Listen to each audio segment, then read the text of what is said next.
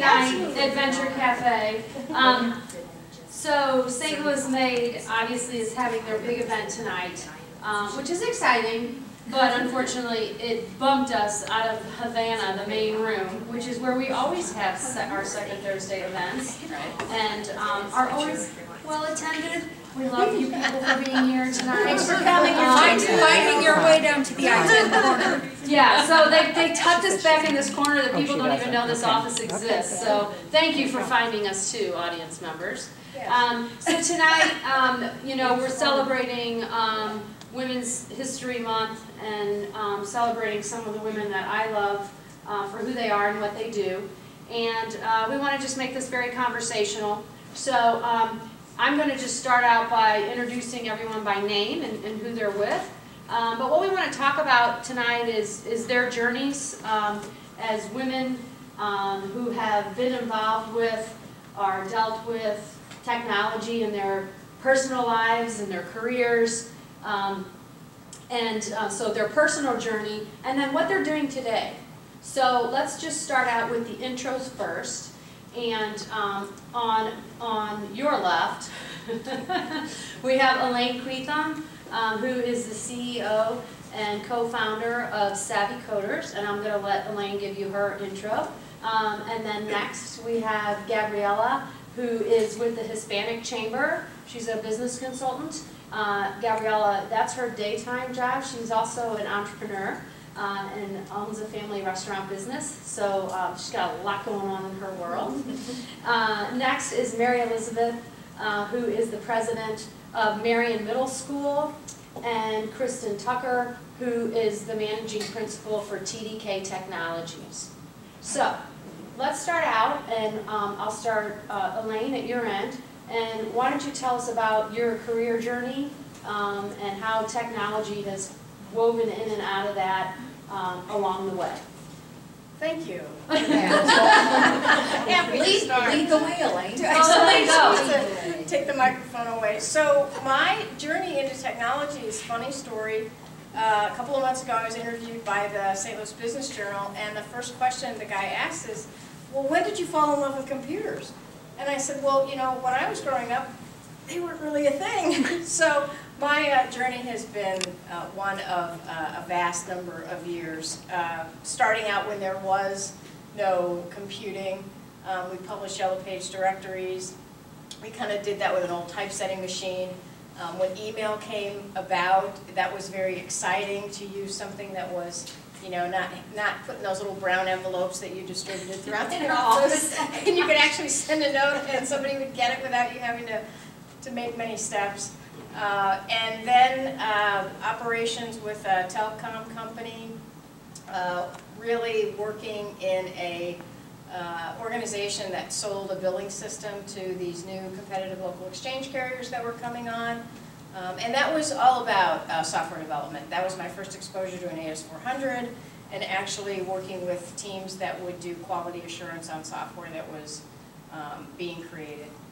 And from there, I've been in many different sales roles that were involved selling different kinds of software for different kinds of businesses to local, state and local governments as well as nonprofits, and found myself really getting kind of tired of working for somebody else and became an entrepreneur about 4 years ago and started Savvy Coders because I really saw that there was this tech talent shortage, which is just the buzzword that's been going around, but it does exist. And so Savvy Coders takes the approach that anyone can learn to code and we can help you.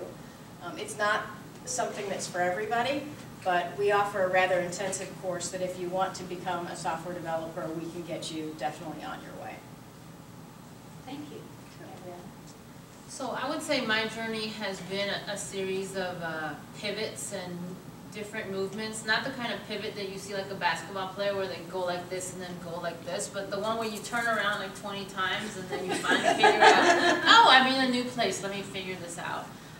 So I just actually came back to St. Louis. I went to high school here and I went to Mizzou, got married and we moved to Michigan. So I spent 20 years there as a housewife. And so technology for me was a way to keep up with my kids. little did I know that I would use it so much now today. And my first entrepreneurship adventure started with the business that my ex-husband and I started. And then after we got divorced, I remember going to the unemployment office and telling her, like, I have no skill set whatsoever, even though I have a master's degree because I've never worked. But I speak Spanish, and I was a Girl Scout leader. There you go. And lo and behold, 2 weeks later, there's a position at Girl Scouts of Southeastern Michigan. So it really allowed me to start to work in the Hispanic community in Southwest Detroit. And talk to and really help the Girl Scouts understand that language and technology go together, but every culture looks at it a different way. So in the Hispanic culture, a woman being a leader is not necessarily something that we aspire to be or that we consider ourselves. So we had to change the way that we approach leadership for the moms to volunteer as well as for the girls to participate. So that was a really cool first experience to try to solve a problem. And then eventually I started doing entrepreneurship, again, by accident. I wanted to take the class about how to do entrepreneurship, and the guy that bought the program from Minneapolis said, well, you know what, why don't you teach it? I think you'd be a great teacher. So there again, I pivoted, and I started teaching classes in Spanish and English in Southwest Detroit. And then I decided that I could do this full time because businesses needed this type of coaching. They needed the reminders, they needed the help. With new technology and really helping them understand that they needed to get out of their business long enough to work on it. So that was difficult. And then when I met my current husband, he always had a dream of opening a restaurant. And because I'm really passionate about supporting entrepreneurs, I'm like, sure, let's do it. Really not thinking about what that meant, and that he would want to come back to St. Louis to open it because the market in Michigan, especially in Southwest Detroit, is very saturated. My family was still here, so we actually owned a restaurant, a Mexican restaurant in O'Fallon, Missouri. And as we started to look at what my transition to St. Louis would look like, I met Carlos Ramirez from the Hispanic Chamber of Commerce. And he also said the same thing, like, oh my gosh, I love what you're doing in Detroit. Can you come and do that? So again, by accident, I found a position. And I just love helping entrepreneurs. It doesn't mean that I have all the answers for entrepreneurs, but just a different way of looking at things. So I'm also the business director for the Balsa Foundation. So if an entrepreneur is just starting up, we offer $1,000 grants. And then we provide them a learning series. So again, I'm just really passionate about being able to help, especially immigrant and minority entrepreneurs, because there are so many other struggles that we have. And I always think that I have a master's degree and have no idea how to start a restaurant when we moved here. So how do other people figure it out? And that's just kudos to the tenacity that a lot of people of color have to struggle so much, but they still do it. And I know that the Hispanic community especially, and immigrants, are known like as the entrepreneurs or the hustlers. And I was telling somebody the other day, it's not that we have, that we have all the answers for entrepreneurship. It's just we don't have an option to fail. So we have to keep going. So really, I guess, I mean, even when I look back at my own story, I guess that's what it is, and why the pivots are like maybe not great in the moment, but we need to pivot, and acknowledging that makes a big difference. Thank you. Mary Elizabeth? Yes. So I'm on the panel not because I have an extensive career in STEM, but because being president of Marian, I am developing the future workforce in STEM. And Marian Middle School, located in South City, we have a thing called Educating Girls for Life because we're small by design. In the middle school, we have a capacity for 75 girls. And then we continue to mentor them in high school and in college and help them get their first job. So our mission is to break the cycle of poverty. We have been teaching STEM since 2011, and we appreciate the experiential type of learning so that our girls have a lot of hands-on experience. So as a result, we have progressed each year in terms of girls having an interest in STEM. We survey them at the end of every year. And last year, 92% of our student body was interested in a STEM-related career. When I got to Marian 5 years ago, the 5th grade teacher had the careers listed that our 5th graders wanted to pursue. And I got to one little picture, and the student said she wanted to be a princess. Well, that's when I knew I had to give our girls a plan B, because at that time there was no Meghan Markle. Those jobs are few. Exactly. Very. And so, in addition to what we were providing our girls academically, for women and actually anyone involved in STEM, we started having them interact in a mentoring capacity. So I am happy to say, in addition to the many things that they do, for example, refurbishing a motorcycle, selling it on Craigslist and buying 2 motor scooters and refurbishing those, and refurbishing furniture, and being the winner for the 2nd year in a row, which you know the school has accomplished, getting the Platinum Award for robotics. So, yeah, very good. Awesome. Awesome. Kristin. I think mine is the most straightforward Journey. journey That's fine. relative to tech. So, musician through high school, but definitely not the starving artist type. So, computer science was my degree choice from the beginning of school. As I neared the end of my university time, had some internships at Monsanto, met some people there that were involved in locally owned consulting. And that's really where I started my career, was in a locally owned consulting firm. I've never left that world. So was with the first one for 5 months, long enough to meet the people who were starting solution consultants, which I was hired in as the 2nd consultant. And one of the founding partners in that organization saw something that she liked, and she took this 22-year-old blonde girl who didn't know much and handed her $1 million projects and said, here, you're going to manage this. And she gave me enough rope to almost hang myself before she pulled me back. Mentors are key. And that was kind of how it progressed. She promised me more than 10 years of experience in less than 5 if I lived through it. And she didn't lie on either part. She came close. And I was with that organization for 11 years. I was a project manager in the field doing largely fixed bid projects, which is, here's your budget, here's your staff, here's your deadline, that's it, go. From there, I moved into a sales role for a little bit. I moved into operational management for the organization for a while, and at that point, it was time to do something different.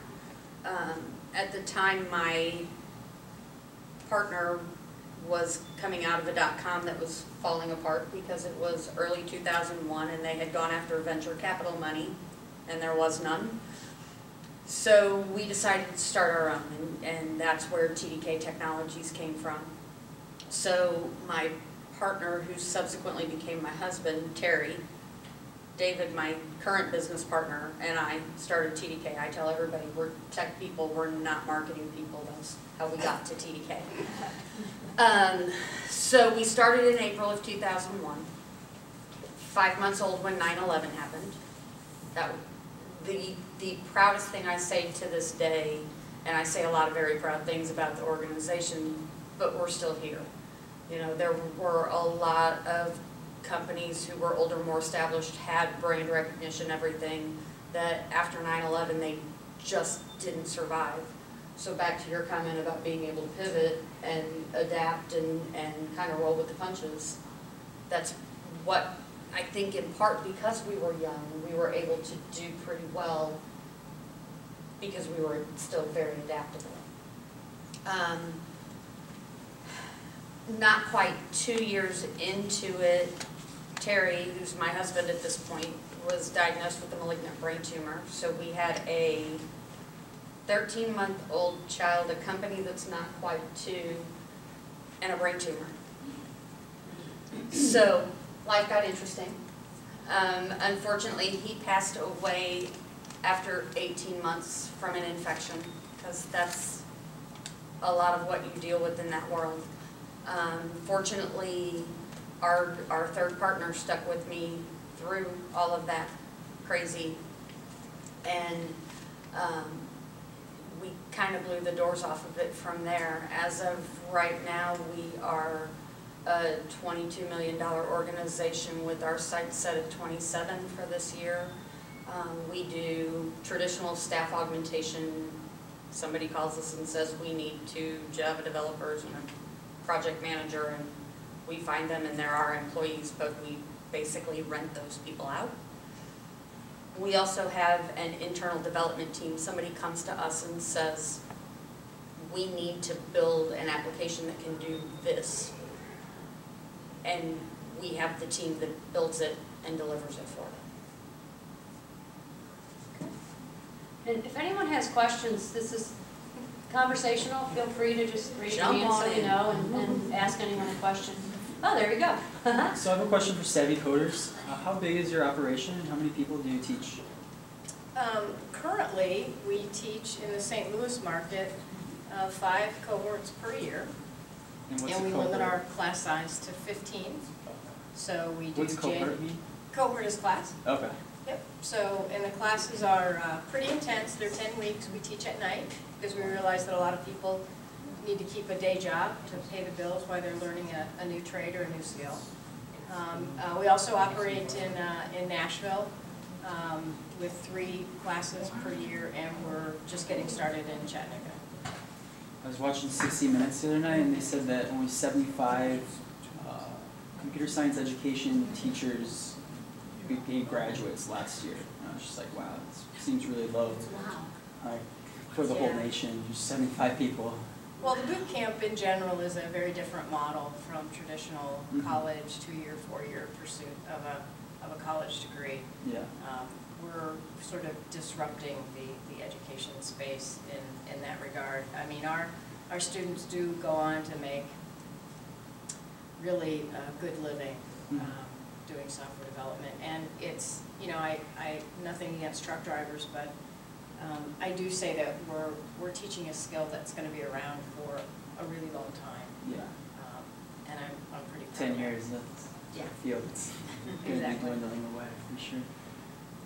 Hey, Elaine, can you kind of expand on that and kind of share your, kind of bring us now to today and having been working and developed Savvy Coders and launched that, what is it you're, I mean, like seeing or thinking or observing about, you know, kind of the women in the technology space and?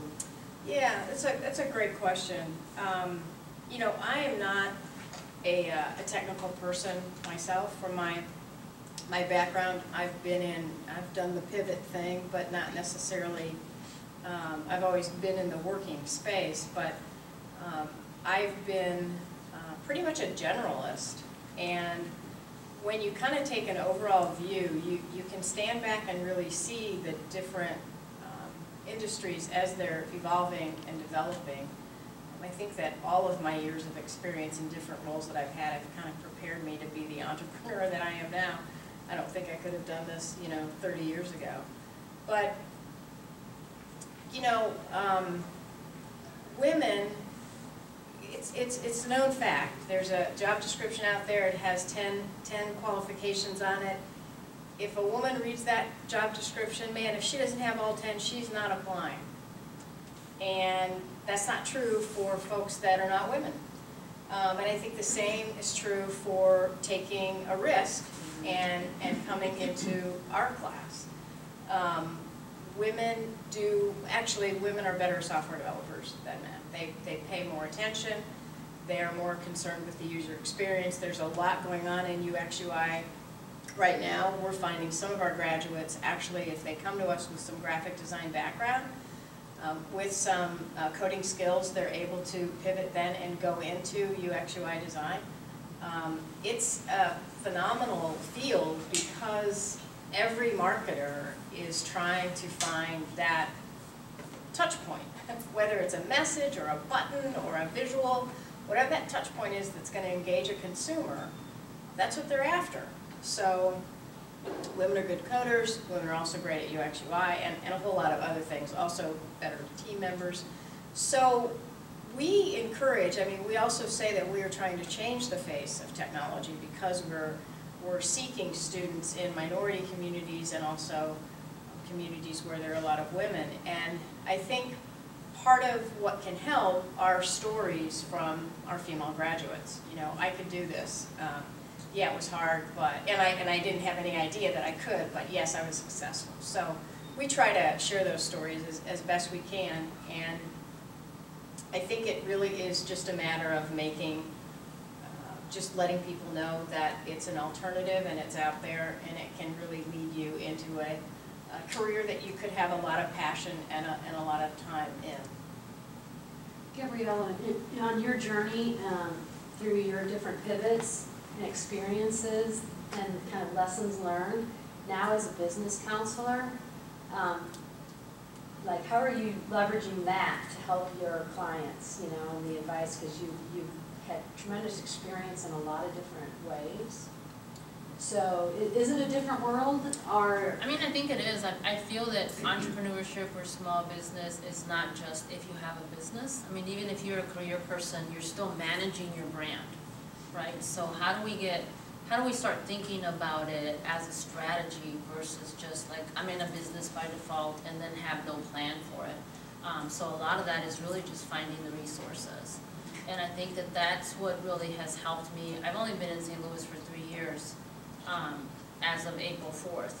And so what has really helped me was the connecting and being able to say, oh, you know, you want to be a mentor, well, let's connect with Marian Middle School for their lunches and do things. So really just being nosy and finding out what's going on in the community, who's doing what, has really allowed me to help people, because I feel like, yes, my experiences have allowed me to think more creatively of ways to solve things and problems. Do you think there's more help today than there was before? I definitely think, at least for the immigrant population, having lived here before, when I left in 1996 versus when I came back now, I definitely think so. Yeah. Mary Elizabeth, There was a question. questions, go ahead. Hi, I'm Farzana. So I think this question is for each one of you because you all have different answers to that, or maybe similar. You all alluded to the leadership and mentoring, especially with reference to women. And I want to know, we all know that in society the word leader and women are not synonymous, and each one of you are leader in your own capacity. How you have arrived at this position, and what is your suggestion for women following you? Let's start with Kristin. We'll start with me. Go, Kristin. Oh, let's start with me, okay. And you can just go by the line. There you go, thank you. It starts with raising your hand. And for a lot of women that's uncomfortable, right? But it's I said it earlier, seek out those mentors. It's finding women and men who have taken those steps before you and having an idea of the path that you want to take. There may be pivots, but you have to start with, here's where I want to go, who's done that, because nobody needs to reinvent wheels. We're going to find ways to improve the wheels, but we should be building on the knowledge of others. And for me, it's spending time with men and women in my organization and sharing what I know and how I've done things, while listening to them as well, because they're going to have different ideas and different perspectives. So understanding their points of view helps me be stronger while they're learning from where I've been. So I have the distinct pleasure of being around young women in their middle school age, where they have a whole lot of thoughts about a whole lot of things. But our main focus at Marian is to get them to hone in on who they are and the gift that they bring to this life. And I can certainly relate to that personally.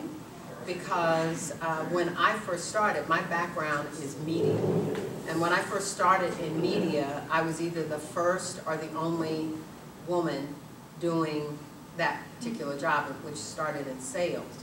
And I came to understand that it was critically important, not what other people called me or what they thought, it was what I answered to. And having come from an all-girls college, which was Spelman College in Atlanta, it gave me a very strong sense of who I am and what I had to contribute. And I wanted to explore, all options that were presented to me. And so I have a very checkered career. I started in media and then wound up in nonprofit work. But I just always have a firm perspective on who I am and what I believe I can do. The mentorship aspect is critically important for two reasons. One, if you have a good mentor, they're going to open up what is possible for you. They also will say, you know what, you could do this a little differently. But the whole objective is that advice is going to move you forward. That's what we share with our students as well. Failure isn't an option, but when you find that you're not making the mark like you want to, it is an opportunity to learn. So, particularly with regard to STEM, we realized that in this area, just like when I came up in media, there are not very many women in the various aspects of STEM, but is that supposed to stop you? No, it's not. So we are continuing to build in them confidence and assurance in what it is they can do and achieve. Thank you. Yeah, I would say in line with what you just said, it's so hard as women to value ourselves. So I think that that's the first step, is really trying to figure out what's your value and being comfortable and confident in it. And then the next step would be surrounding yourself with the people that could either help you value your skills or remind you of that, right? So I guess now the word is tribe, find a tribe that supports you. I have found for me, because I was not confident and I really have just recently found my voice, that social media has been a big help. So I can meet influencers across the country that I don't ever have to interact with, but can still help and support what I want to do, because they've already done the things that I am interested in, right? So one of the things I want to do is maybe do public speaking or build an online course. Well, there's people that have already done that. So who can I find online if I can't find anyone in my current circle that has done some of that stuff? And people seem pretty open, as far as my experience has been, when you reach out, whether it's through LinkedIn, Facebook, or Instagram, to say, hey, I really, they like when you value what they're doing. So I've approached several people and said, hey, I think you do courses really well. What platforms do you use? How do you do it? And they've been really good about providing the feedback without necessarily being an official mentor.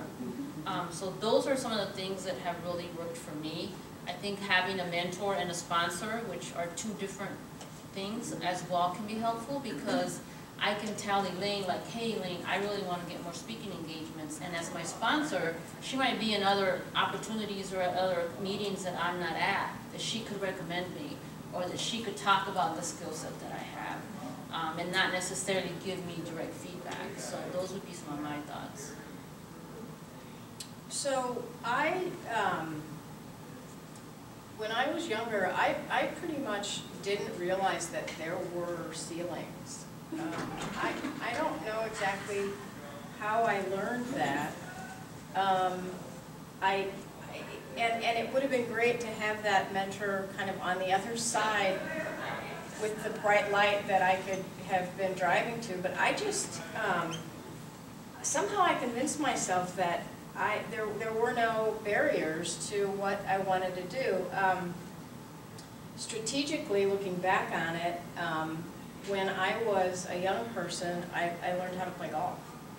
And I went to college on a golf scholarship, and when I was able to play golf with the boys, they were, and I mean the men that I worked with, they were very surprised by that. And it gave me a little bit different seat at the table. And I guess I watched how they behaved, And I followed that lead. In a position now, being an entrepreneur and doing what I do, you know, I think my leadership style is to try to be a mentor to those, you know, interns or staff that I have, but I also believe that it's really, really important to lead by example. There are so many things that I have done with this company, and I've done it, and now I can show somebody else how to do it. And it's really important that, and this is a while in coming, to realize that you can't just hand off something to somebody and expect them to do it, in many cases when you have not done that yourself. And I think that's just been a really valuable lesson. So yes, mentorship is really, really important. It's not overrated at all. And I think women have to be more intentional about it. I think that men do it just as a matter of course. It's kind of odd, but that's mine. Can I have one more thought? Sure. Because what you just said kind of triggered for me. I've worked in environments when I was a consultant where there was a spot or two for the women at the table. So it became very competitive, and the women inherently, it kind of became a shoving match because I want the seat, right? So we have to break that mold, and I think it's gotten a lot better in recent years, but it needs to be about supporting each other as well as supporting men and everybody else, but there shouldn't be a restriction on how many seats there are at the table for anybody. It should be the right people at the table, and that's it. So getting out of that, well, if you succeed, then that means I'm failing. I got your seat. Right. We have to break that mindset. Thanks for saying that, Kristin, because that is one of the biggest challenges why we are in this situation where Right. men and leader are synonymous words, but women and leader are not synonymous words. Right. Because more than men, sometimes we stand in our own way. And in research terms, it is called cattiness. So we have to be very mindful of that. Absolutely. I have a male business partner. When he and I walk into a room together, meeting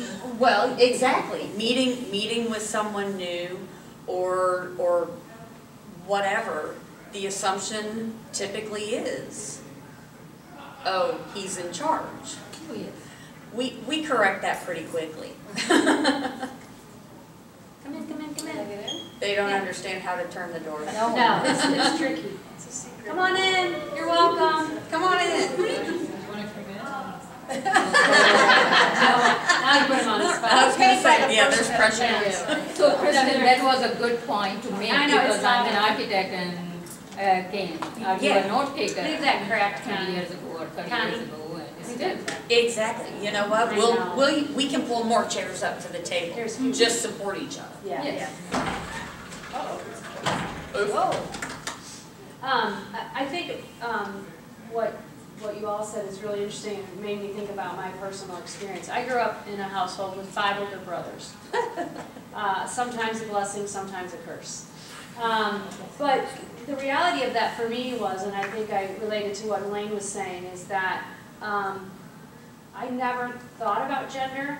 I was just one of 8 kids, and we were like living and surviving. You know, you're at the dinner table. Make sure when that plate comes around, you get your your portion off the plate, right?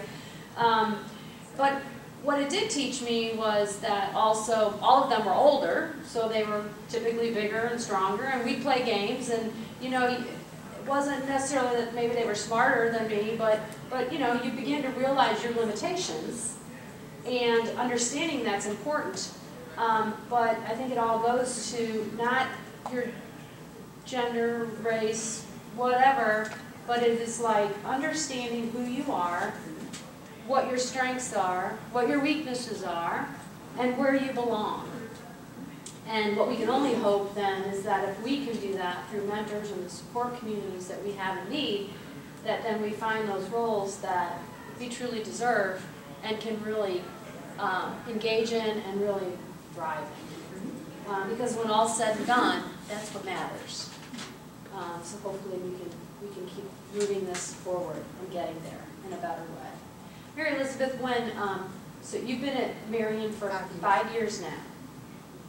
What's your biggest kind of revelation or surprise in that time period? Is there anything that really shocked you, or? I don't know that anything shocked me. My constant inspiration are the students who attend Marian, because we serve a population that is at or below the line of poverty, and they are impacted in multiple ways in barriers.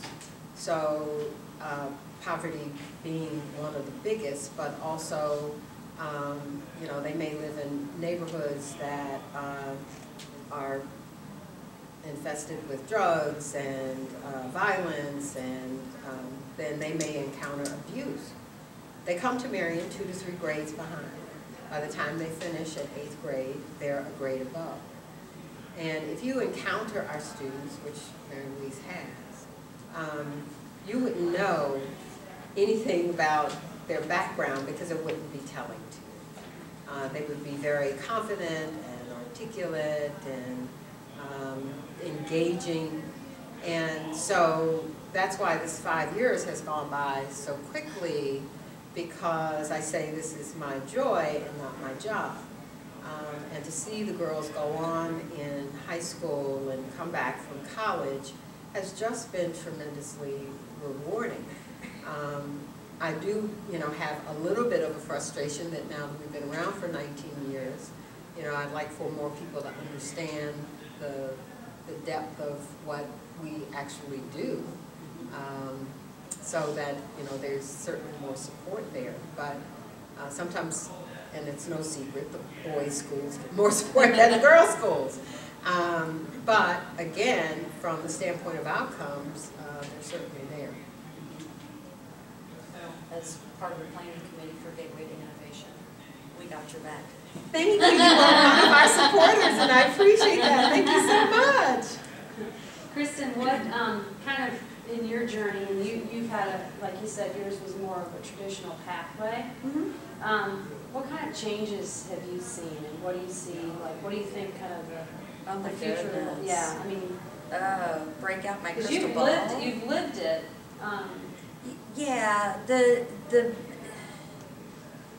there's a certain amount of everything old is new again. You know, we're back to needing people who are in studying and involved in COBOL, because despite everybody's predictions 20 years ago, COBOL is not going away, but the people who do COBOL are all retiring.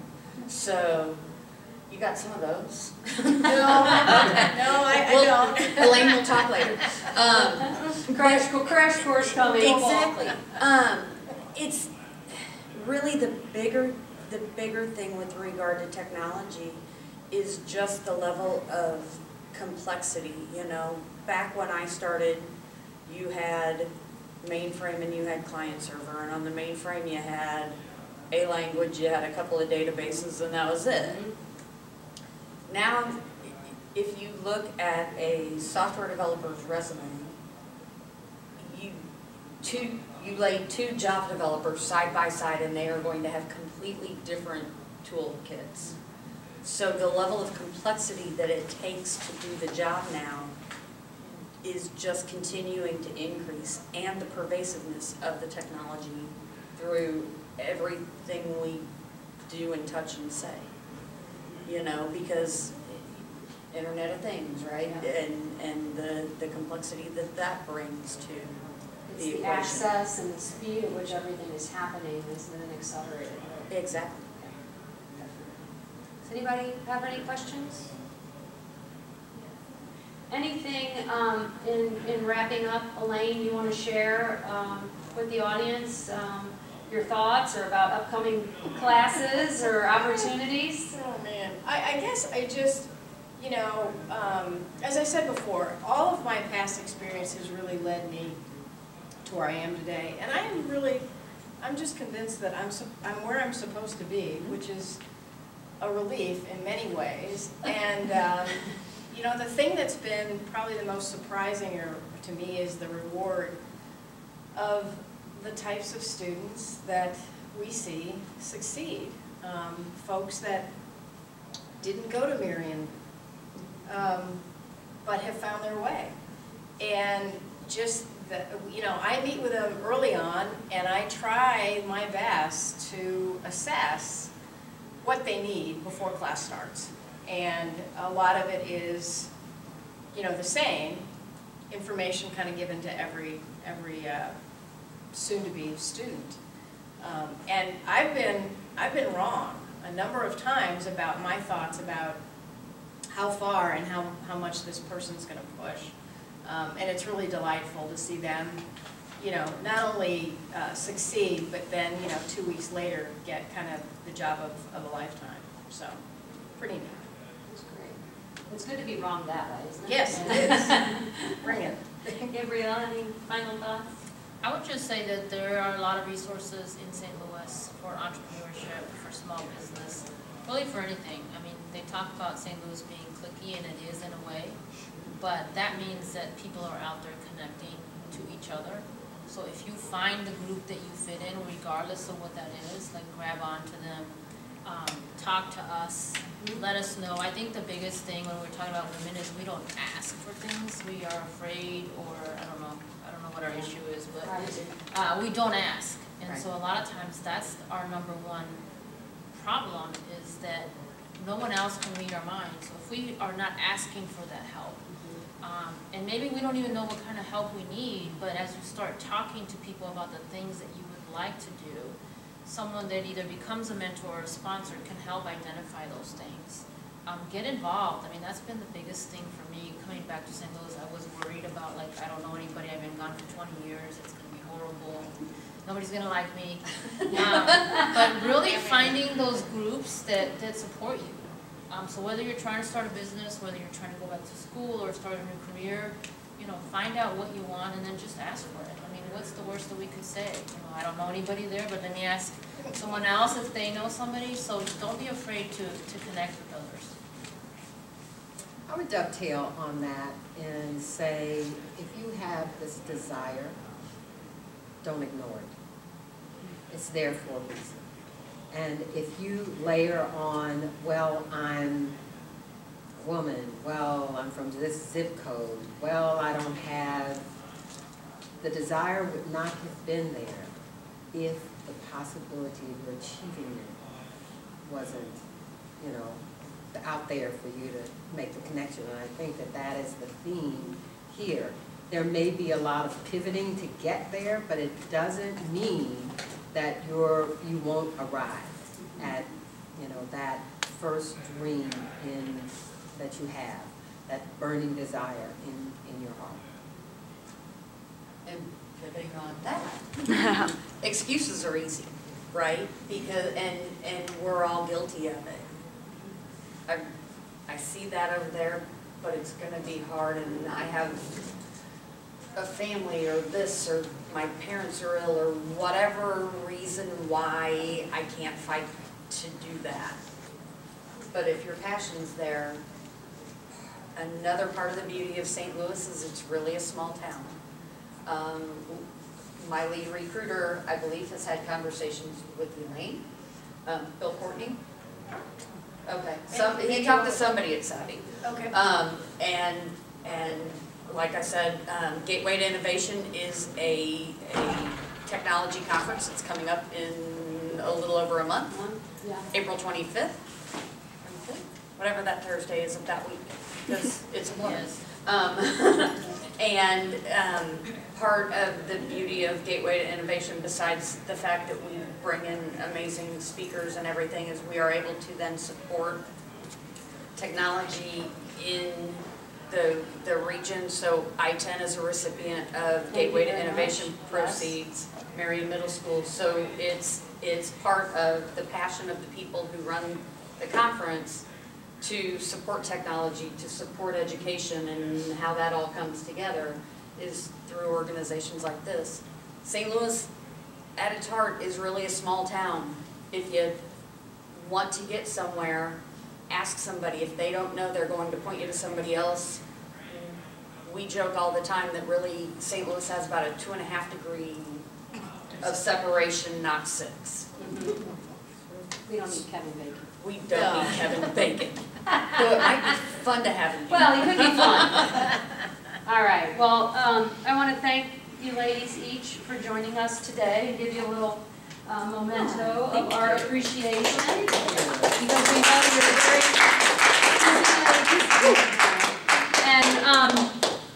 and we appreciate that you gave us your time this evening, and wish you all well in your endeavors. We know you all will continue to do great things for the organizations that you work for and for St. Louis as a whole. So thank you very much, and everyone in the audience, thank you for finding us today. Back in this little cubby hole, joining us. Yes.